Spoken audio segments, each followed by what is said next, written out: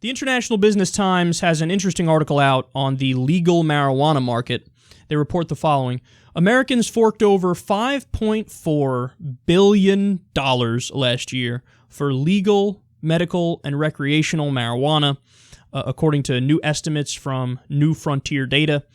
That number is more than the amount of money Americans reportedly spent on Doritos, Cheetos, and Funyuns combined in 2015. Let's pause and reflect on that. That's incredible, man. So legal marijuana now outsells, certain things in the junk food market. If anything, I would have thought there would have been a correlation. The sale of legal weed and Funyuns should go up together. I'd love to see that chart because that's kind of a go-to. Hey, I'm high. Funyuns. Let's do it. Taco Bell. That's what we got to do. But that's huge. Legal marijuana now outselling Doritos, Cheetos, and Funyuns combined.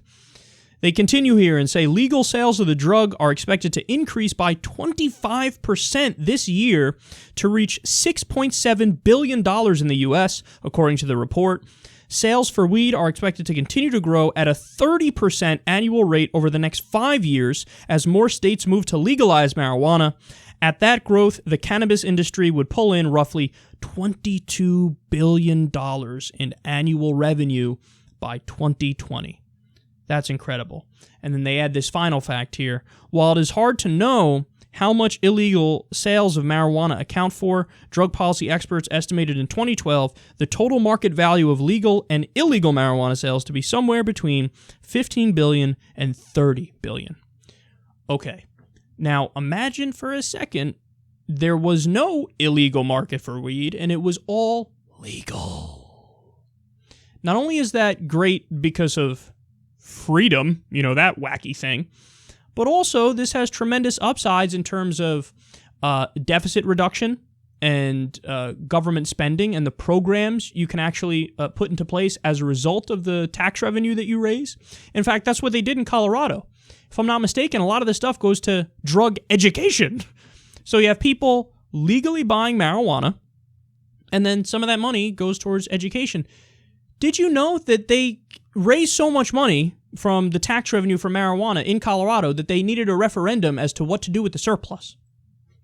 And that's the way I think it was a provision put in their state constitution where they say if you have a surplus of more than X amount for a given program, you have to let the people decide what to do with it. But isn't that telling? We have this giant thing which can help an economic boom, an entire new industry right in front of us, and people are like... Which actually leads to the most important point here, which is maybe they're not like that, because my prediction is the second you have the marijuana lobby become wealthier than the opposing lobbies, it's a matter of time until it's legal at a federal level, not just on a state-by-state pseudo-legal basis where it's still illegal nationally, but legal on the state level, which means it's still not really legal, but they just kind of let them get away with it. There's going to come a time where the legal marijuana lobby has more money than the alcohol lobby, the pharmaceutical lobby, the tobacco lobby, people in the DEA who are hanging on to their jobs for dear life here because they still want drugs to be illegal because that's how they get their paycheck.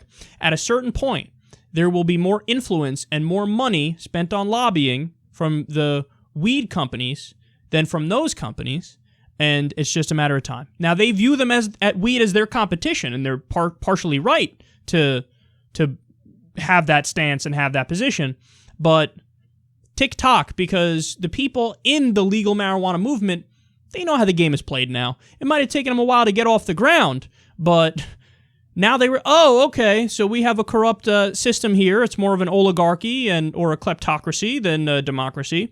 I guess we just got to bribe the fuck out of politicians, huh? Now, look, guys, you know me. We're fighting or attempting to fix that. That's why we're involved with Wolfpack. We've donated to Wolfpack. We talk about it all the time. Get a constitutional amendment to get money out of the political system. So that's the right thing to do either way.